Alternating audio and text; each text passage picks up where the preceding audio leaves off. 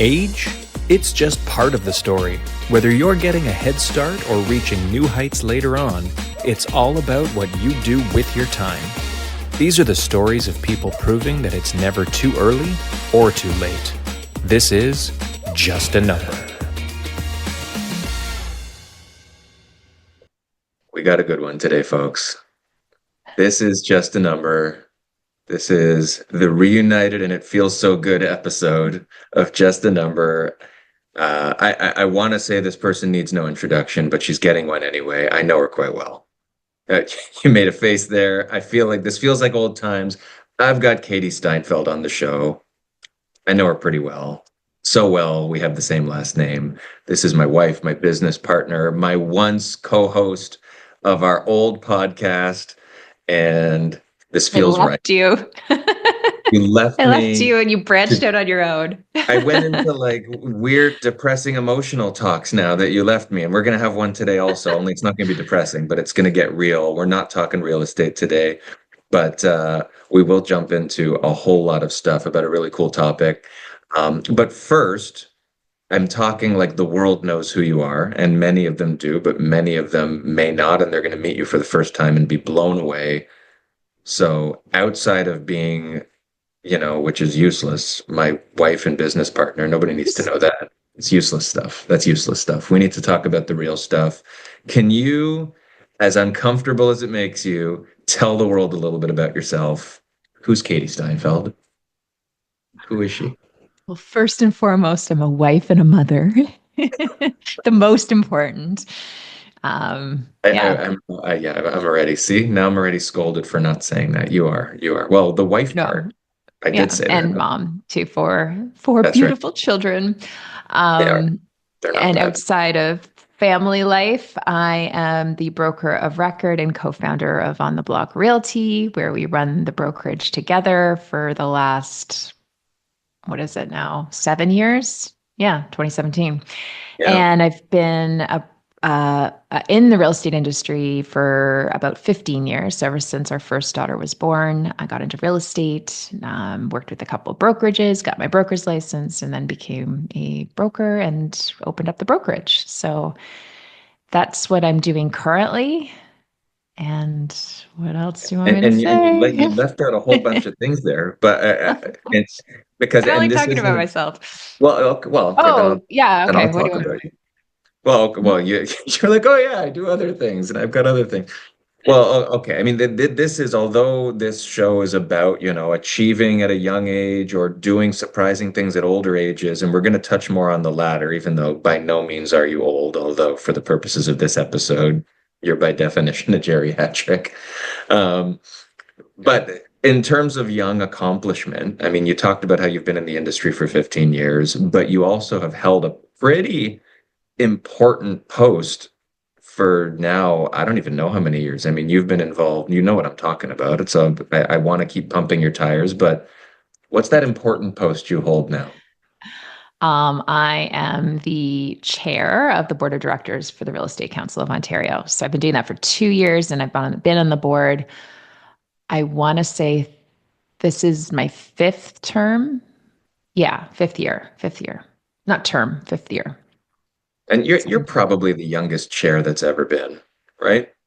chair that's ever I been. didn't fact check that, but I I mean, don't know. Yeah, you might want to this fact is check something that. that no disrespect to other people who hold this or any other type posts, but like generally these are held by old white men, and you're not that. Yeah, You're there's been one a of the couple three. You're one women. of the three. Yeah, No. yeah. It's not. Yeah, you're not the first woman, but I No, mean, I think, yeah, no, for sure. That, and I think traditionally the people that got into these roles just to be a board on the board of directors, it's been people from larger brokerages who have a lot of support and backing behind them. And I think that's changing in the industry, but it did take me 3 years to get onto the board. And part of the reason is because we have our own brokerage. We're on a part of a small brokerage, so we weren't getting that backing. I had to kind of get the support behind me for a couple of years before I finally cracked through, but here I it's am. like the grassroots movement. You had a movement behind you, a movement. Yeah. It's true. No, I It, had a it lot is. of great support. Yeah. Well, I mean that in itself, everything we've talked about to this point makes for what will be, I don't doubt, another episode that we're going to do that's all about that stuff because I think there's a lot of inspirational isms in there for people who are listening and would be, I think, motivated quite a bit And be by like a friend your of the story. show. Come on, If every once if in a while. you could be like Baba Booey. Do you know Baba Booey? You No. could be okay. That's a bad example because that's off of like Howard Stern, and I don't know that you're really like a co-host on it. Or what's her name, Robin something. Anyway, yes, you're a friend of the show. You're a close friend of the show. Forget friend. You're not just an acquaintance. You're effectively married to the show by definition. I own the Um, show, partly. you have a piece of the show. Yeah. So anytime you want to come back on, there's an open invite. Even if I'm interviewing somebody else and somehow your face shows up on the Zoom as like a third head that's in there, that's totally cool. But today we get to take you back, like you said, out of your comfort zone and into talking about yourself, because that's what this is all about. And we're talking about what I mean, I'm yet to talk to a single person about this story and not have them blown away by what you did now. What is it? 4 years ago? 3 years ago? I 3 years guess. ago. Yeah, I guess three. it all Yeah. started though 4 years ago, didn't it? Or no? But whatever. We're going to talk about Yeah. it. People don't know unless they read the show notes what we're talking about. But you, during COVID, went on a journey of becoming a surrogate for one of your best friends.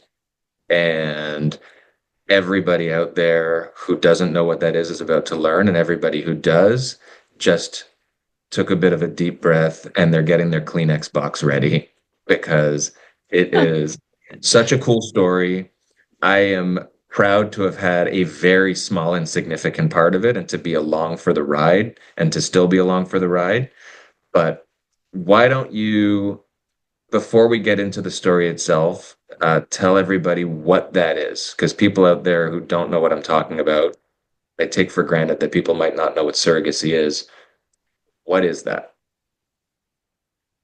So it's essentially you're carrying a baby for somebody who can't have a baby typically, or, I know celebrities do it maybe because they don't want to have the baby themselves and carry it. But for most people, for the everyday person, it's more somebody that can carry a baby that for a couple or a person that is unable to do so. So there's so many different reasons why that would be. A lot of infertility issues these days that a lot of women are dealing with, or different other things. So for all of those reasons, surrogates do exist.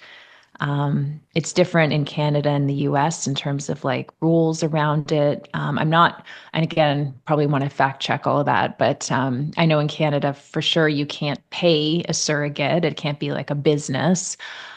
So it becomes a challenge, I think, for a lot of couples or people trying to find a surrogate because, there's, I guess, not a lot of people that would just do it out of the kindness of their heart, which It's is not something understandable. you It's a don't wake big, up in big the thing. morning and say, I feel like Yeah. having someone else's baby today. I'm going to go find me somebody who's looking. Maybe, Yeah. maybe there are people like I that. I know mean, that wasn't. there are a lot of people. I joined a couple Facebook groups back in the day and I'm still a part of them, but there's a lot of people that are looking for surrogates all the time. So if it honestly is something that you want to do, and I'm not saying like I did it, so I'm not judging anybody that would want to, Yeah. because it's very obviously very fulfilling and a great experience. But for those that may not want to, that is understandable as well.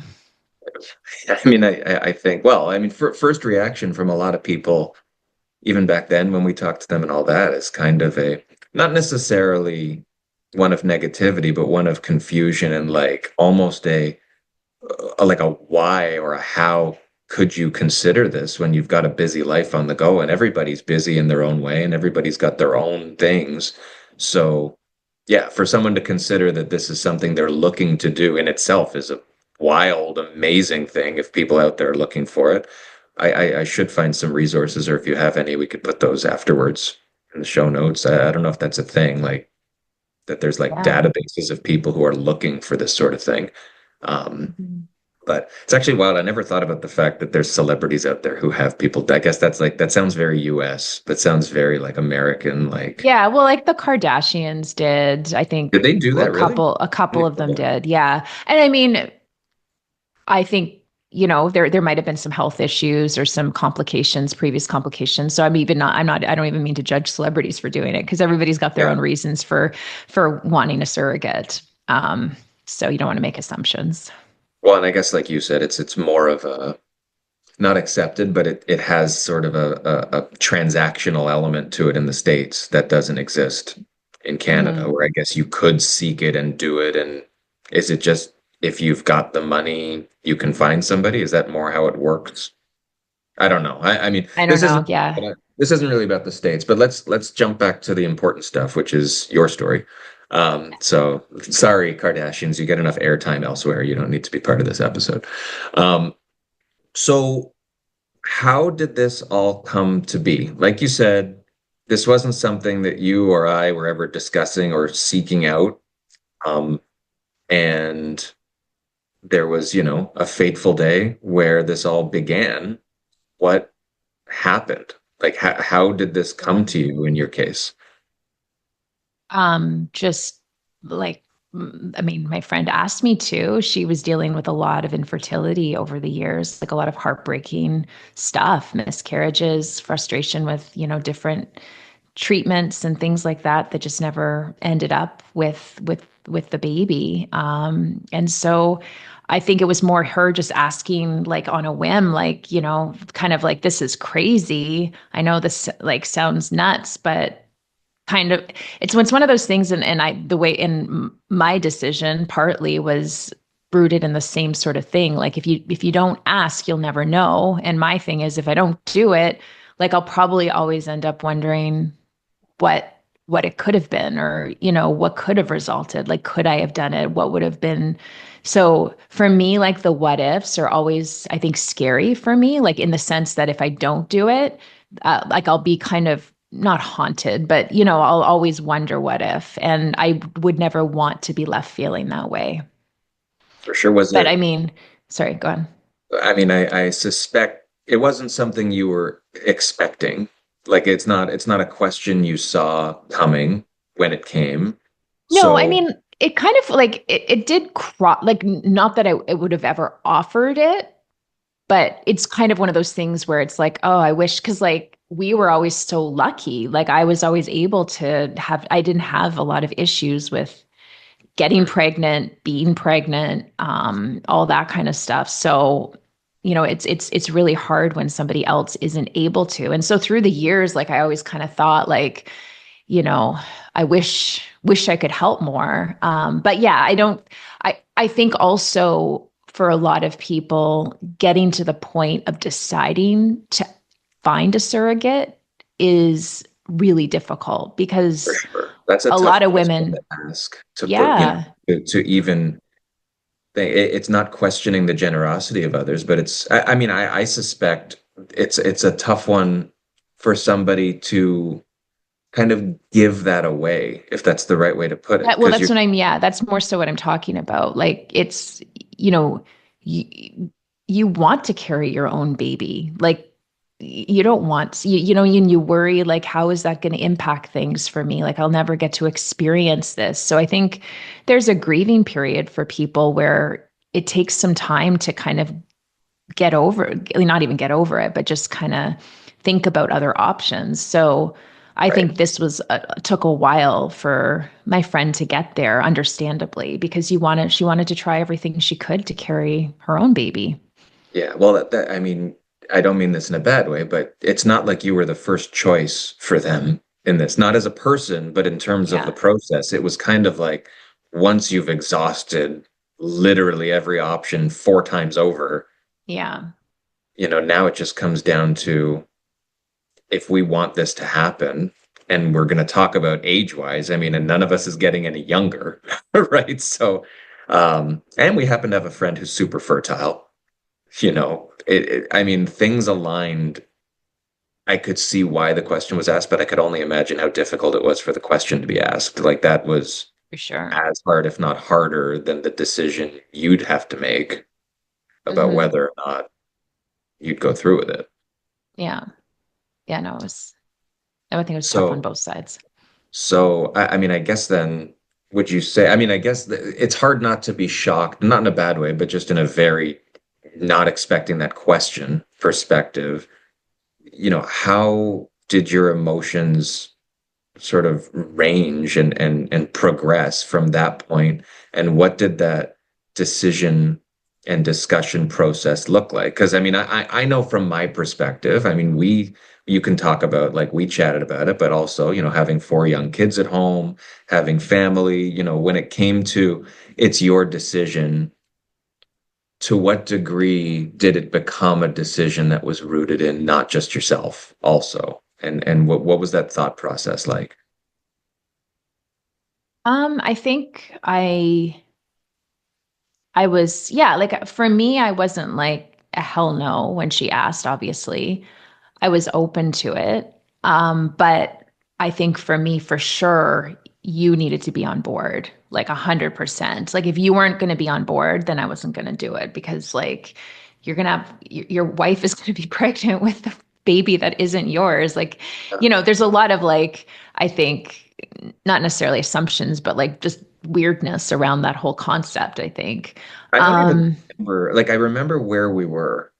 I remember sitting on the couch in yeah, the bedroom and yeah, sort of talking it through, but I'm spotty in the memory of how that discussion went. I think it was similar. It wasn't a hell no from me yeah, either, yeah. but it was a shot. It wasn't something that I mean, No. you went out to dinner with your friend. I'm like, how was dinner? Yeah. Right. Yeah. So, Well, yeah. Yeah. So for me, it was you and the kids because the kids, especially our older one, they're getting to an age where they have to kind of explain it probably, to their friends, to their, in their class. Like they don't have to, but like they're gonna see thankfully it was over COVID, not thankfully, but it was over COVID. So you didn't really thank God see for COVID. no, but like I wouldn't have been in as many places as I would be now, for example, like when we weren't in COVID. So there was probably a lot of not like just people didn't know. But I mean, it's also like, how do you explain this to your kids? Like there's a lot of like technicalities and just different things that they're going to have a lot of questions. So I wanted them to be okay with it too. So for me, it was like you guys being okay with it. Other family members, they definitely weighed into the decision. And it did factor, but ultimately I knew it was our decision. And if we wanted to move forward with it, then we were going to have to kind of deal with the consequences of potentially other people not necessarily understanding. Yeah. Well, and in the very early going, I don't think any of us even understood, technically speaking, what was to come, right? I think it Yeah. was really, like you said, I mean, it's about the concept, the heavy, potential emotional element to it. But at the same, and I mean that in a positive and negative way, like, holy shit, how good a deed is this? Like, Hmm. like when will you ever in your life? I feel like you even said this, like, when will you ever have the opportunity to do something so profoundly nice, or nice is not even a strong enough word, like life changing for a, Yeah. let alone for anybody, but so like for one of the bridesmaids at our wedding and her Hmm. husband, like, and you'd been very aware, closer than most, to her journey and their journey for the years. I don't remember how many years, they had been trying. It had to have been a decade. Hmm. Yeah. Um, so that part of the decision, I feel like that element is the easy part. And I don't want to make light of it, but What do like you the mean? That to do something, if you have the opportunity to do something that impactful to somebody, I mean, to you, to me, I feel like 10 times out of 10, without considering, what's the cost, just like in terms of yeah. yes or no, it's hard to imagine that Mhm. that would be a something that you'd immediately dismiss, right? Yeah. Um, And I think what helped me, like my personality is that I don't tend to like go into all of the details, like what does this Right. actually mean? So That like was helpful to you. Yeah. You don't really think about the what I the just kind of deal with things as they come, and it's like, oh, this is part of the process. Okay, cool.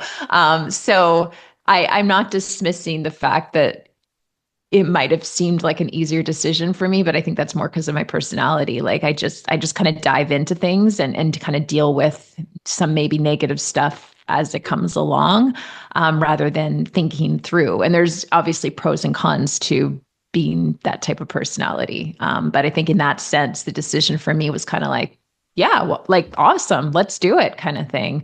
Um, but was like it if pre it was just me, like if I didn't have to be involved, like I think the kids was a big factor for us.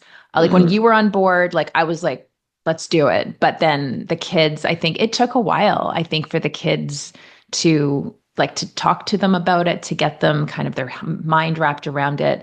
That one I think was pretty tough.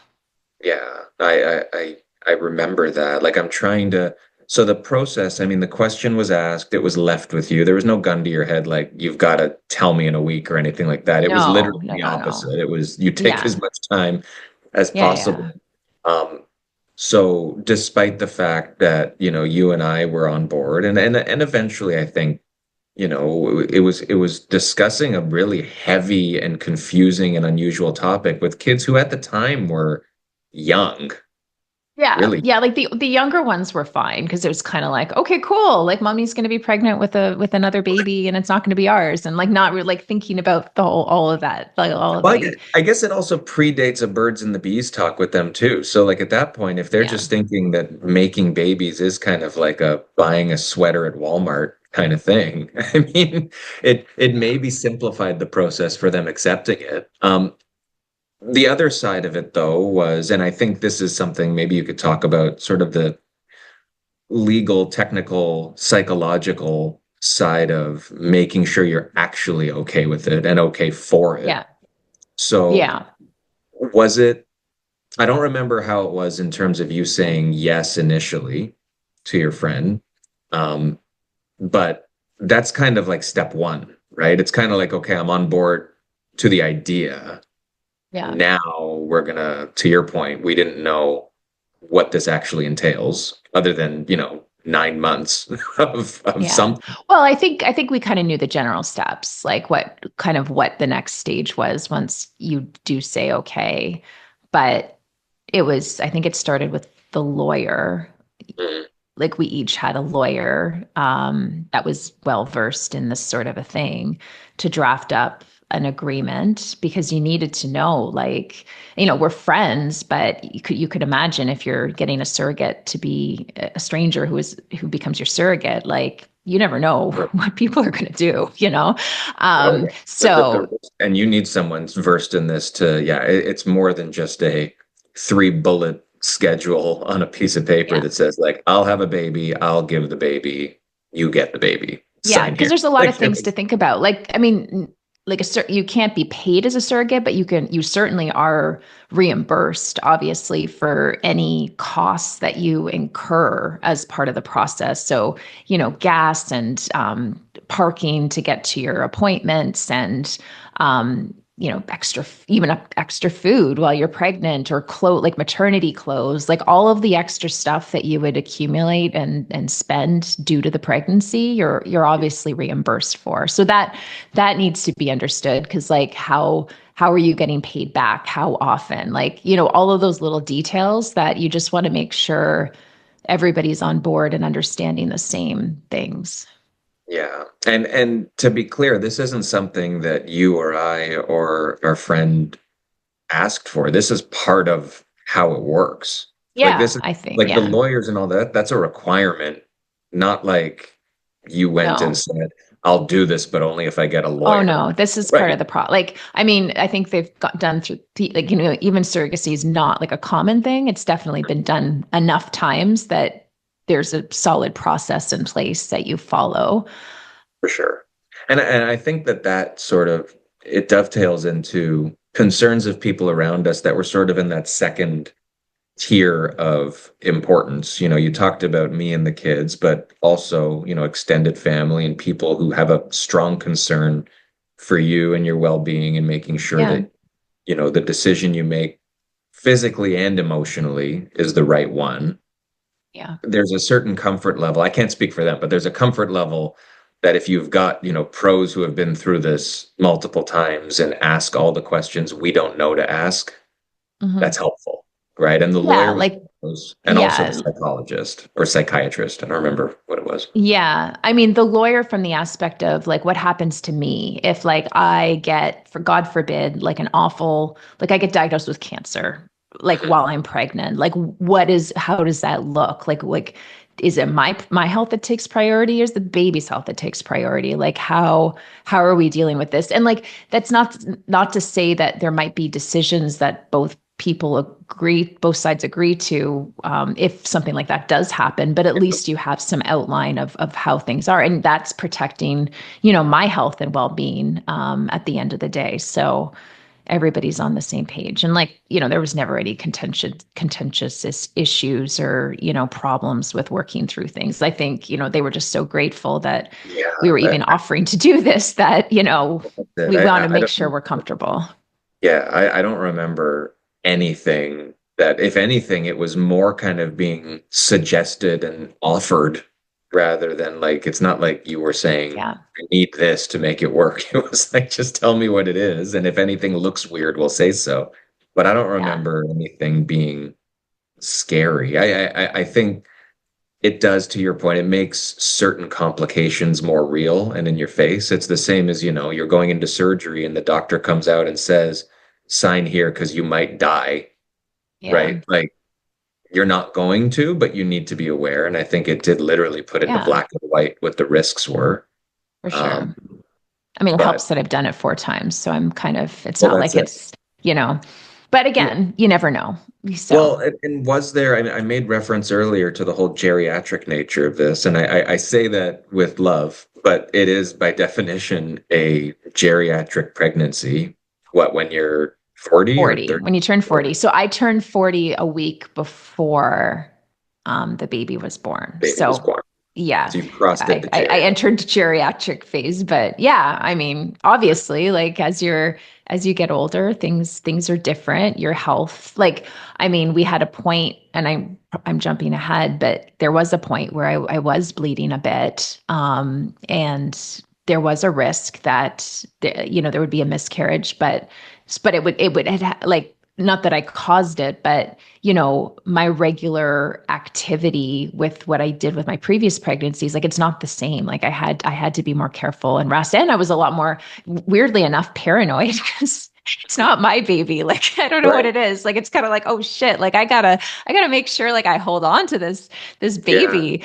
Even when we had the transfer, like on that day, I'm like, I'm so paranoid. Like, because you feel like, I mean, and this is what women who go through miscarriages feel like too, is like it's their fault. Like, what did I do wrong? And so if the pregnancy didn't stick after the transfer, it would have been like, I would have been like, oh man, Right. maybe You would because have I did felt a this, or personal, yeah.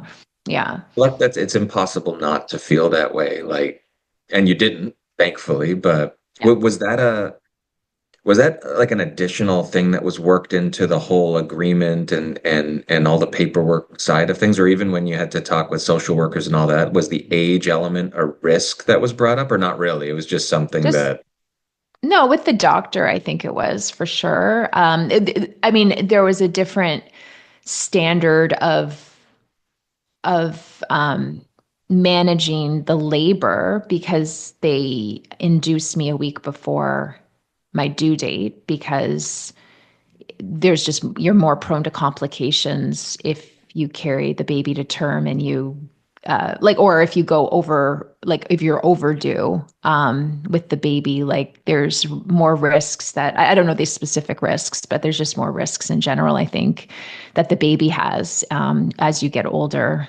So you need to make sure you're delivering it at the right time, and yeah.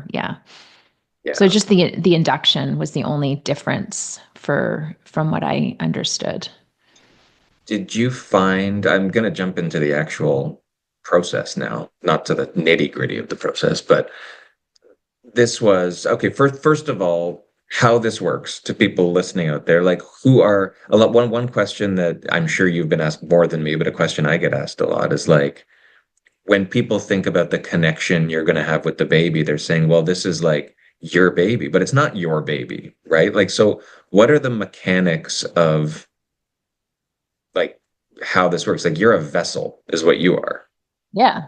And I'm an oven. I'm an I say that oven. I'm an respectfully. oven. You think of Yeah. it as like bread. You put some yeast in, you put some flour in, and you stick it in the oven. Gluten-free flour, gluten-free flour. And yeah, and I'm the one that grows the baby. Um, that's all I do. There's none of my genetics. There's nothing of me that is there. And most people, a lot of people do ask, like, don't you feel a connection? Like, don't you feel like it's your baby? Blah blah blah. And I mean, maybe some people do. I went into it. I throughout the whole pregnancy and like, this is not my baby. Like, Like, well, that's I that's will been love this baby as my friends, like I'm kind of like an aunt, I guess, but I don't feel the motherly connection. right. And I don't know if it's maybe because we knew for sure we were done having kids, that probably helped. But any surrogate that I know that I've followed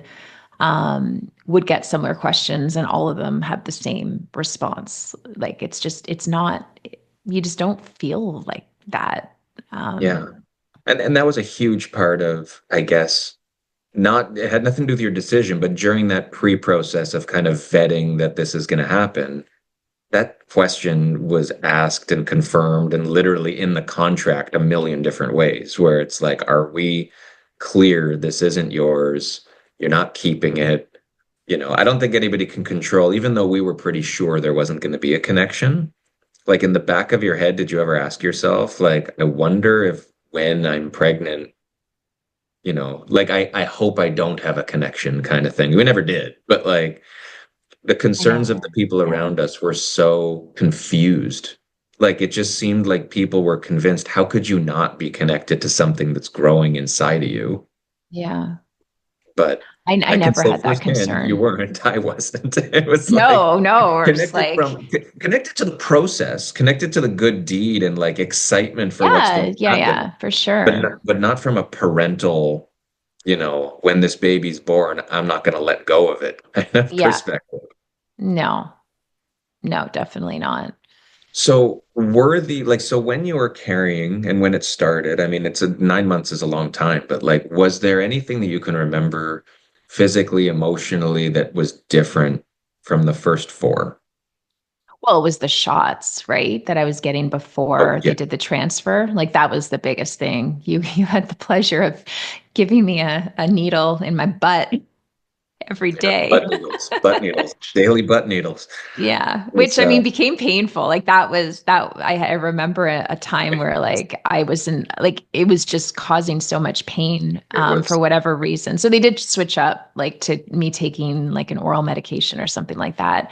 And it was I think they were just giving me hormones or I can't even remember to be honest what they were giving me, but yeah, it was just to support the pregnancy because obviously my body isn't naturally making the things that are needed to yeah. support a fetus, right? So you need to kind of put that in my system.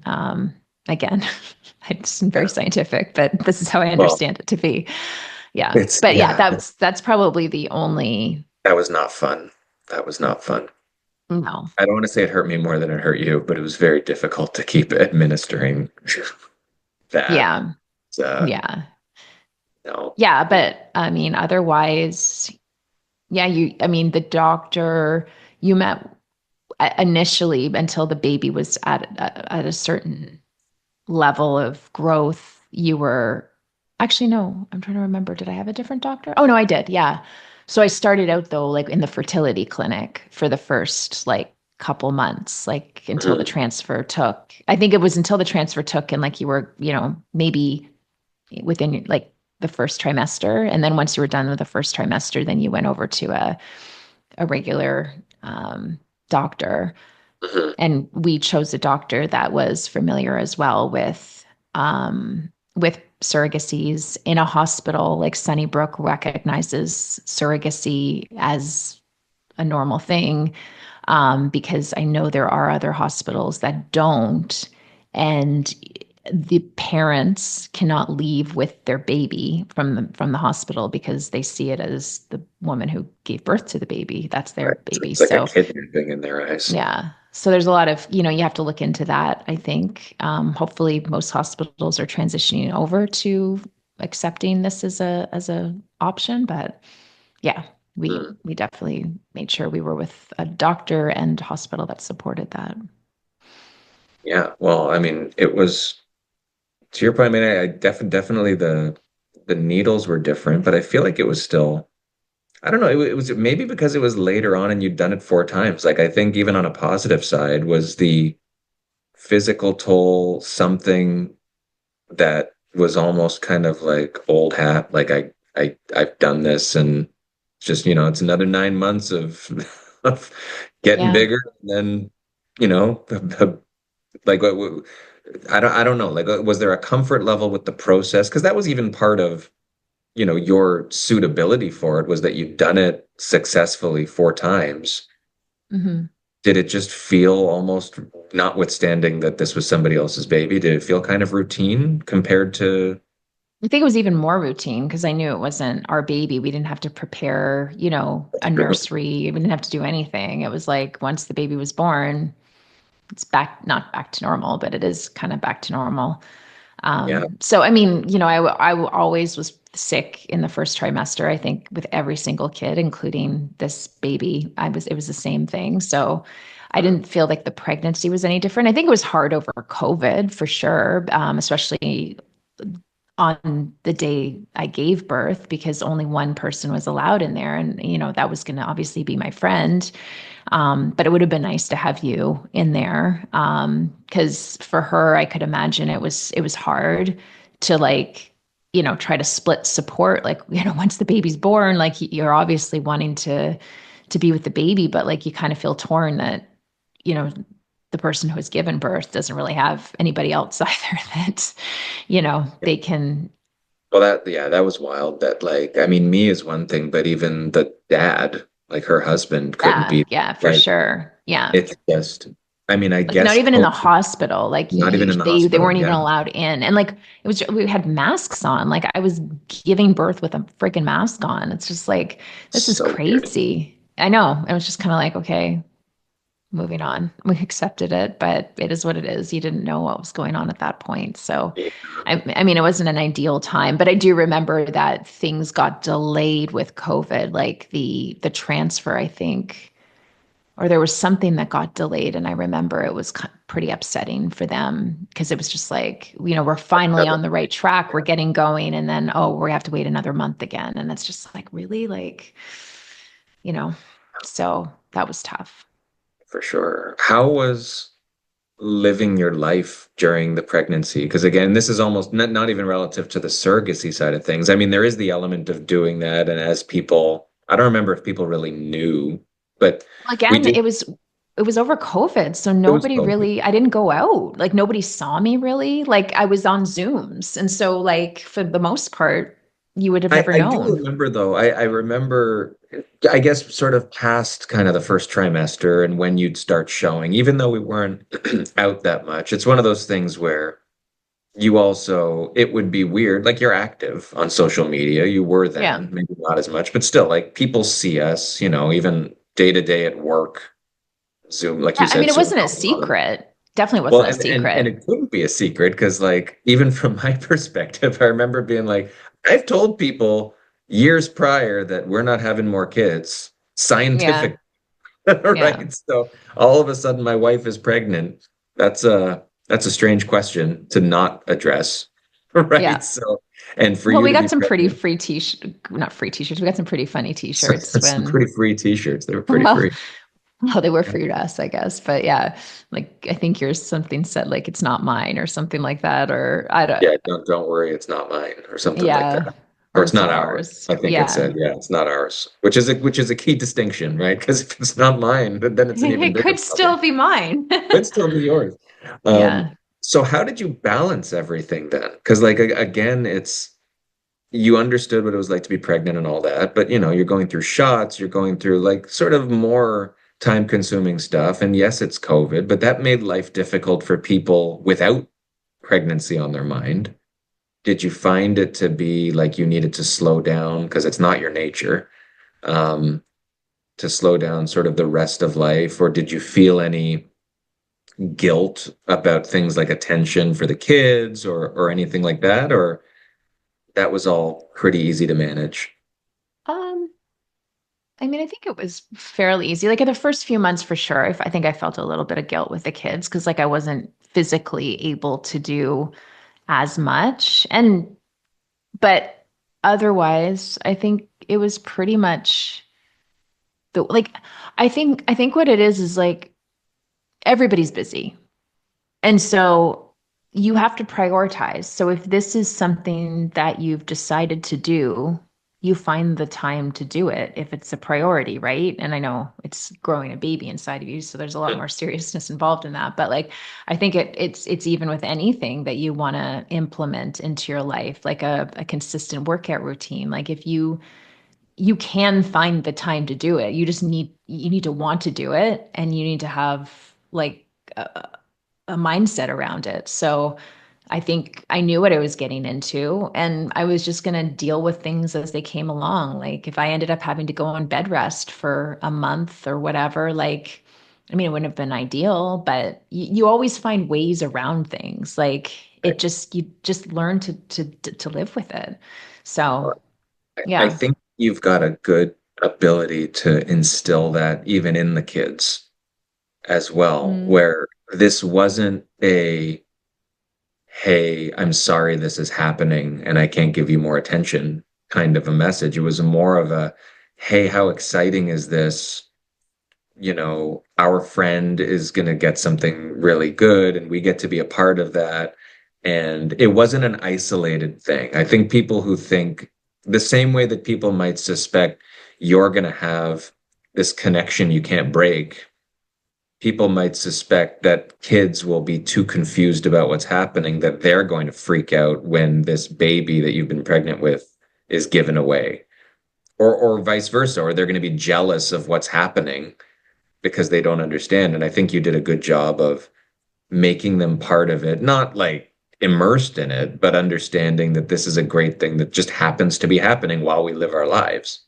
yeah. And no, and yeah, I thank you for that. And I think our the couple as well did the same thing with, Mhm. a baby shower, gender reveal party, like all of these things, like these milestones that you have when you're pregnant, the kids were able to take part, which was really special, I think, for Mhm. them. So, I don't think there was a point where they felt slighted or which was we were lucky with that, I think, because I think it would have made it a lot harder if they weren't on board or if they were scared for whatever reason or feeling resentful. Okay, But I think by engaging with them and getting their understanding of it ahead of time really helped set us up for the best case scenario with how they were feeling with things.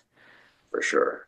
For sure. And I mean, do you think that it in any way, this might be too deep, but like, did it evolve or change even the relationship with the kids that you had? Like, did this experience have any impact, or were they too young and it was just kind of like, this is just, it almost normalized, I find, because they were so young that like they're going to Yeah. grow up thinking Yeah. surrogacy is a thing that people do in a way that a lot Yeah. of people don't.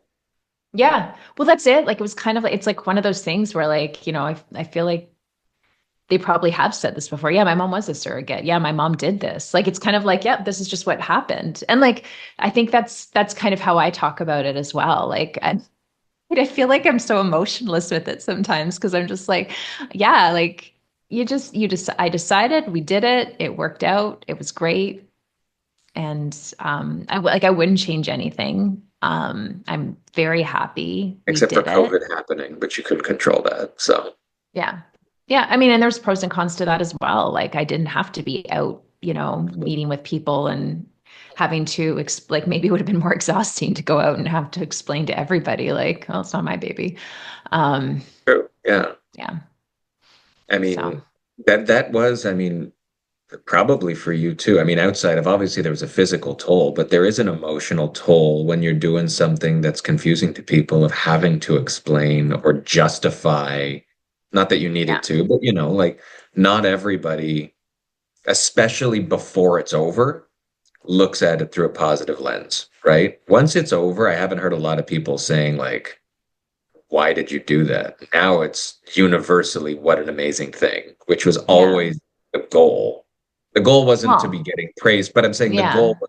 was what it represents is why you did it, because Hmm. it is a gift. That's what it is. It's just Yeah. a gift that a lot of people don't have the opportunity to give, right? Like Yeah. and I mean, I think that that's fair to say. Like people, even if they want to be, like not Yeah. everybody will just Yeah. wake up and say, I'm going to be a surrogate because I want to do this for somebody. And then in your Yeah. case, to be able to do it for one of your closest friends is also like that's a cherry on top. And not just because you're doing something good for your friend, but talk about the time since, right? Like you're still great friends. I mean, you're better friends. We're all better friends. We're closer as families. You get to see this Yeah. kid grow up, right, Hmm. and be a part of her life. So what's that like now?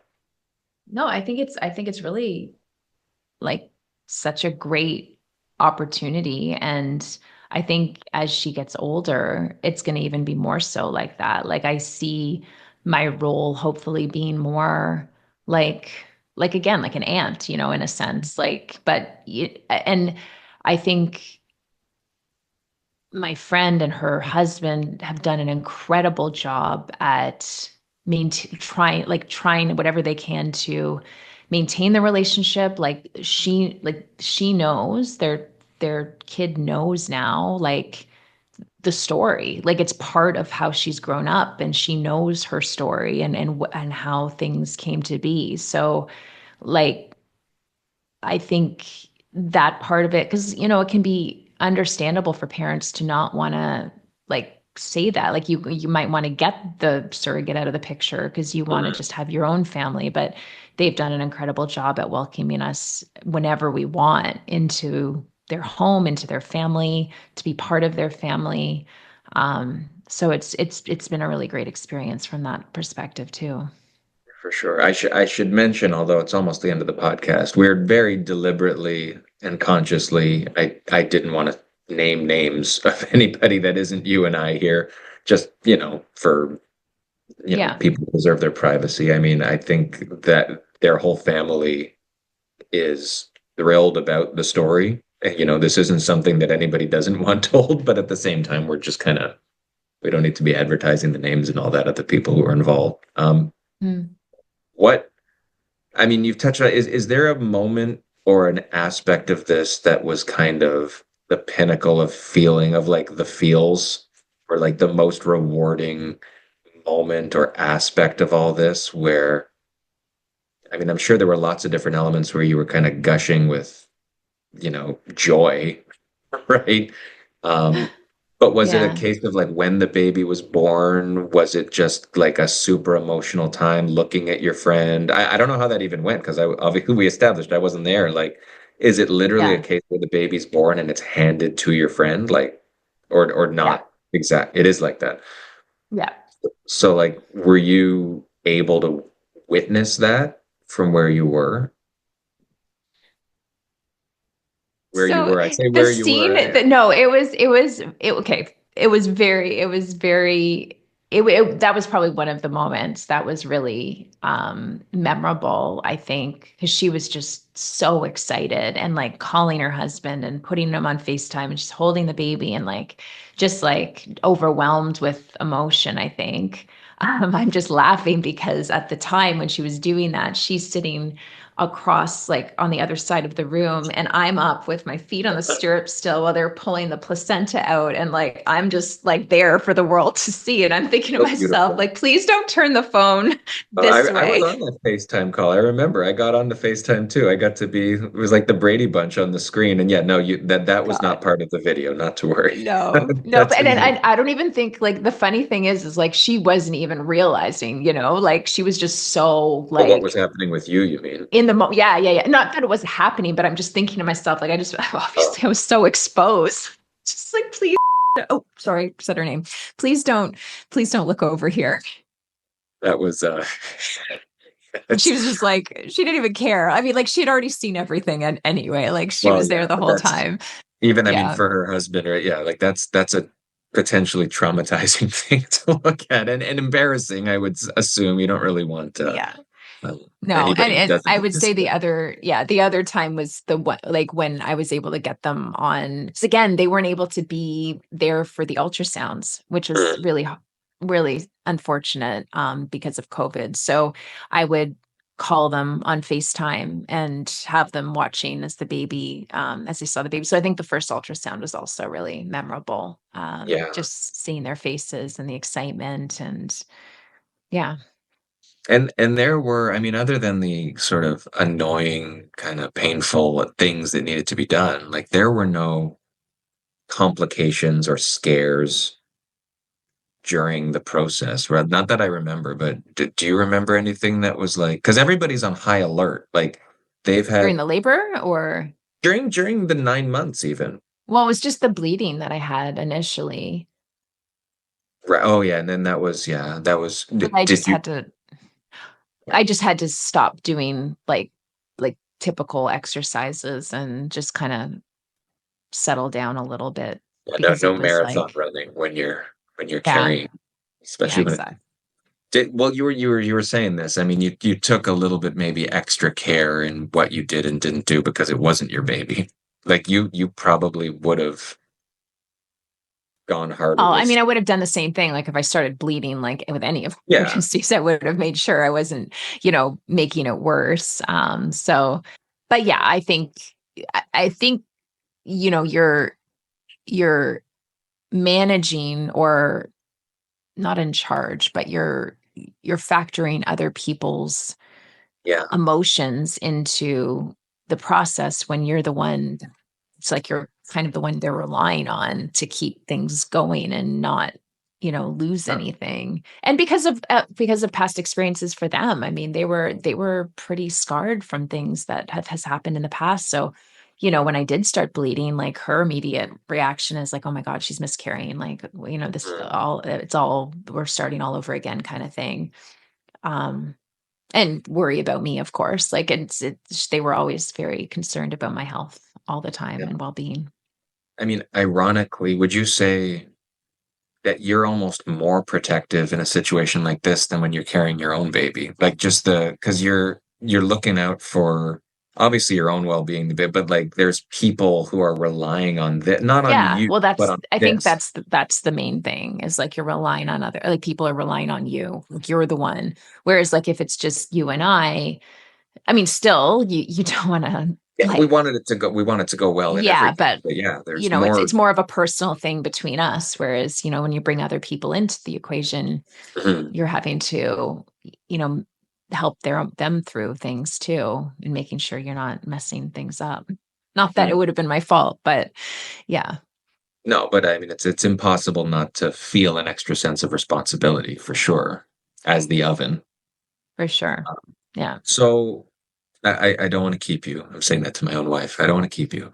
Um, what would you say to people? I mean, there's different people who are listening to this. They might be people who are looking for a surrogate, people who might become one day. What would be your thoughts and maybe what you hope people take away from this, like a message about this process? Maybe especially for people who might be later on in life, like as trying to have kids or maybe considering doing this like you, like who have been Mhm. through a few successful pregnancies and are just wrestling with the idea. Now that Yeah. you've been through it. I think just keep an open mind to it. If it's something like, if you like, surrogacy is something you want to consider, definitely look into it, because it's a very rewarding experience. And for parents that are thinking of it as not parents, but couples, or even just a single person thinking about it as an option. Um, I mean, I think it's very personal. Like if you feel like this could be something to consider that would would be an option for you, definitely look into it further. I mean, it's that aspect of things, it's tougher because you don't have as many options, and it's hard to find a surrogate. Like, I'm still part of these Facebook groups, and you see posts all the time with pictures of people looking for surrogates and just hoping that somebody comes forward. I mean, there's services out there that you can match with, I think. So you can look into that. But yeah, I But think I think to be clear, you're not throwing your hat back in the ring to do this no. again. No, I am full on geriatric now, so that's not ever going to happen. Although I did see a story when I was going through it of a mom who did it for her daughter, and like she was in her 60s, which is insane. So it's still possible. But I think if you're wrestling with the what if on either side, it's worth exploring because I don't think you'll regret it. And I think, when my friend asked me, it was one of those what if moments. And if she didn't ask me, we wouldn't be here. Right. Who knows what would have happened. So you have to put it out there, and whether or not it works out, at least you've done what you can to ask the question and to get some peace of mind that you've tried what you can. For sure. And I mean, you opened with that. It's a good way to close. Like, that's the way to live your life in a full way, is don't default to no on things when you Mhm. can at least do a little bit of work to understand, like you said, what if? Because in this case, the what if ended with a baby girl and a family that is now, I'm going to use the word complete. Like, I mean, it was the missing piece in a family who was trying to complete itself. And had you said no, or had you not asked what if and done sort of that quick analysis yourself, that wouldn't be the case, right? Yeah. So um, you know that I'm in awe of what you did. I mean, I'm happy to have been a small part. I know that everybody who's ever heard your story is in awe of what you did, and you Well, deserve it. and I think you deserve some praise as Oh, well don't because cut off my compliments and no, start no, flipping this. no, because I'm saying, like, if it wasn't for your support and you're like, you're seeing a Sticking a woman, needle in your bum. yeah, well, and dealing with all the physical aspects of pregnancy. Your wife's body is changing. Like, there's a lot of things that are going on that you had to deal with. So anyway, sorry, I didn't Well, mean to interrupt. that's all. But Yeah, I know, man. It's hard to pump your tires. Um, but yeah, no, I think happy endings are they're just that. Like, it's a good. We all have the feels. It all ended the way it was supposed to. We're not going to touch on. I mean, obviously, as with any pregnancy, like, were there risks that were avoided? Absolutely. But I think, to your point, all the boxes were checked to ensure that this was done in the best and safest way possible, and it went according to plan. Um, and the finish line happened now, like 3 years, like, it's been a while. And like you said, it was a week after your 40th birthday. Like, there was a point there where we were thinking, holy shit, like, wouldn't it be cool if I this went baby in, I had false born? labor I remember Yeah. going to the hospital on my birthday. Yeah, She on was my trying to 40th. come out on your birthday. Like, she It's knew, but true. it wasn't to Yeah. be. She also didn't want to be selfish and make this all about her on your birthday as well. So now you can both celebrate a week apart, and it's now it's a birthday week. Yeah, So well, and I mean, it eased me into my 40s, right? Like, for a lot of people turning 40, it's a hard birthday, but I was too not distracted something you're with thinking with about. labor. Well, So it that's worked out. true. Exactly. And in a lot of ways, I mean, it was not what you picture as something to get you through COVID, but it was 9 months of COVID Yeah, with it's a good something else to think about. distraction.